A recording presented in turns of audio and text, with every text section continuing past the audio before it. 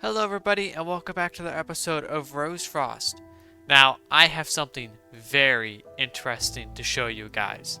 So whilst I was grabbing purple for a future build, I went ahead and stumbled across an end city, of course, right? This is really the only way to get purple. I went ahead and I looted the entire thing while I was at it. And let me tell you, I got some very interesting stuff in here. These ruby kite shields plus 6 max health. I have no idea what this is. Some more tools, but all these totems, diamonds, and then we have so much more gear here, including these great hammers, which deal an incredible amount of single target damage. I mean, this is 17 attack damage. These claymores are pretty good too. 16 attack damage. I mean, this is just absolutely incredible, but I'm not changing this sword. This sword is too cool to change, but I got a lot of really cool equipment, as well as some Crusader armor, more diamond armor, tons of templates, another elytra too, and then more armor, but we also have these. Now these are the trinkets that I added a while ago, and in one episode I tried to look for some but couldn't find any. Lo and behold, they're just in end cities, at least I think so. That's the only place I found them, so maybe it's just a generational thing. Maybe I've explored a little too much and added them too late, but some of these are really cool. Max health, attack damage, and attack speed. This is absolutely incredible. More attack damage, all that stuff. I have this ring in here too, which is really powerful. But we just have so much loot in here.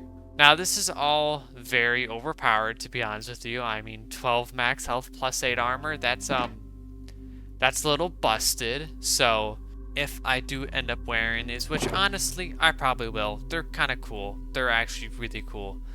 I will add a new mod that is very tough boss-wise, because I feel like I'm getting very strong, and everything that comes my way is just going to be absolutely nothing. But of the necklaces, I want this one, and a lot of these have to do with spell stuff, which I'm not going to get into, but could be actually fairly interesting to experiment with in the future. And then I think I'm also going to grab this necklace, so we can slide them just like that, and now I can attack super incredibly fast and probably deal way too much damage than I'm supposed to. Oh yeah, also a ton more max health. And I've already got all my ring slots filled up. Ring of Regeneration, Ring of Haste, so I probably won't equip any of the rings, but still all really cool. So really amazing haul actually. So I just don't know where to put all this stuff at. And I might take the Ruby Kite Shield. It is technically better than the Netherite Shield, but the Netherite Shield just it fits so well with my aesthetic. I kind of don't want to change it, But I think for now, I'm just going to take all of these and slide them into my ender chest. So it was actually a really cool adventure to go on, but I had to do some more exploring like that. I did actually find a very large structure that-ish direction. I think it's that direction, but that place was absolutely huge, and that's where I actually got most of my honeycomb for last episode. But I kind of didn't show it, and I didn't want to, go in there and loot the entire thing off camera because the place is really cool. So I'd have to show you guys that in the near future. But I say we got on with something very important for today. With that being what's on the thumbnail, the additions to the Dragon Palace over there. Okay, so I have all of the materials right here, and let me tell you, it's a lot of materials. This is nothing small at all.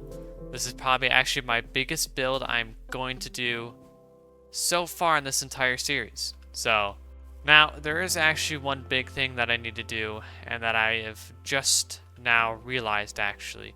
I think with how I want to position these two towers, a lot of this cliffside here is going to have to go. And same with the other side. And I have claws that come out of the ground, so I'm going to have to flatten a lot of this out. But that really should not take that long in the slightest, actually. I'm probably going to do that off camera not record it because it's just collecting dirt. How boring is that, am I right? Okay, guys, I have displaced an immense amount of dirt and stone. Oh yeah, and this is the build, by the way.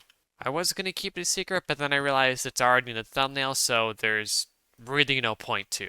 But as you can see, a large section of this mountain actually had to get carved off, and this came at a very sharp angle. Now, this is not at all staying like this. This is going to change a lot. But what I'm thinking over here is that I'll have some kind of wall that goes along here, and it'll help separate the palace from the village. But as you can see, we have one tower here, one tower there, and then we have the claws coming out of the surface, like I said. This was actually a fairly tough build. Now, this is, of course, symmetrical, so it's not that bad. But designing that, the tower in particular, was really, really annoying, as well as getting the claw proportions correct. This is going to take me a very long time to build. My guess is a few hours at the least, so I'll see you guys when I'm done.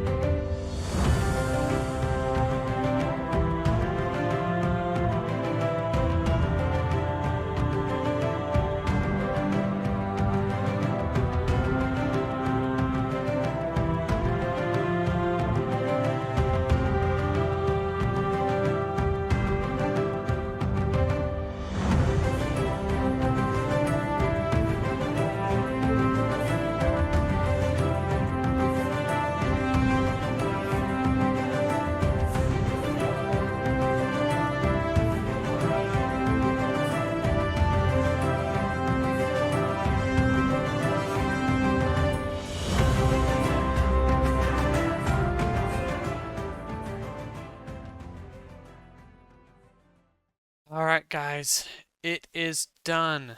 Now, for one, this did not take nearly as long as I thought it would. This only took me about an hour and a half to do, and I said hours, so I guess I overestimated this quite a bit. But as you can see, I quite went above and beyond with the towers in particular. The claws are cool, but they're nothing too special. I mean, this is just really to match the dragon right there, and I say it does a really good job at it. But the real big thing are these two towers. These took me about 2 days to design, and about an entire day to grab the resources for, so they're most definitely no small feat. But I'm really proud of this. This is by far my biggest addition yet, and I think it turned out amazing. Now for the future of the palace, I'm gonna have to do a lot, and I mean a lot of terraforming. But back to what I was originally gonna say, with that being, I'm going to have the castle ridgeline come up about here and kind of almost box it in. And then I'll build additional like towers and other palace stuff on top of this hill here, removing the terrain as I need to. I'm really not too sure what I'm going to do over here. If I am going to like make a big box off, then I'm going to have to do a lot of terraforming, particularly over here. A lot of this might have to go, and the box might come all the way over here and then cut inward, and then all of this will be the castle. But so when you really look at it, this is just a tiny little addition of what's going to be the rest of it, but it will most certainly be interesting. And then that ridgeline too, we're going to get this patched up too, but definitely not today, and maybe not even for a few episodes, because I still want to think out a lot of this area here. But yeah, a lot of terraforming. A lot of terraforming in the future. I'm not really looking forward to it, to be honest with you. My least favorite part of building is, in fact, terraforming. I don't like it. I'm not really good at it, and removing all the blocks is just kind of painful. I like that kind of building, and this kind of building, but terraforming, not for me. Oh yeah, and by the way, these don't have completed interiors, but they probably will in the future. I just really didn't know what to put in there, and I feel like making detailed interiors for both of these would have been just a little too much for me. I already had to push this build back one day, or one entire week. I wouldn't want to have to do it again, so. Oh yeah, and I'm not cleaning this up. I don't feel like it right now, to be honest with you, so. There's a lot of junk around here. Actually, I might just take the empty shulker boxes, but leave the full ones, because I don't want to touch them. I already have a very small amount of storage as is, which is probably what we're going to fix in the next episode. I have very little storage in there, and I am currently using my ender chest to store a lot of things, and I'm not really a big fan of that. I like having a very open ender chest with just necessities, and not just general storage, so we will probably construct a little storage hole somewhere around here, probably maybe right here. It might go right here, and it's going to be big. I mean, huge. I really want this to last and not have to build another storage hall, so yeah, we got big plans for this place. Big plans indeed. I just wish I had more time, but I don't. If only you could buy time. Along with the storage site, I'm going to show you guys that cool dungeon that I found way over there.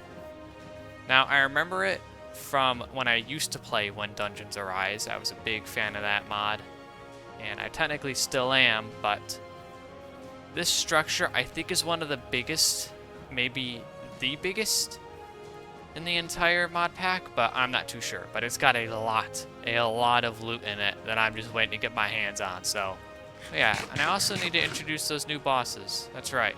But that is going to do it for today's episode. Thank you guys so much for watching, and I'll see you all in the next video. Goodbye!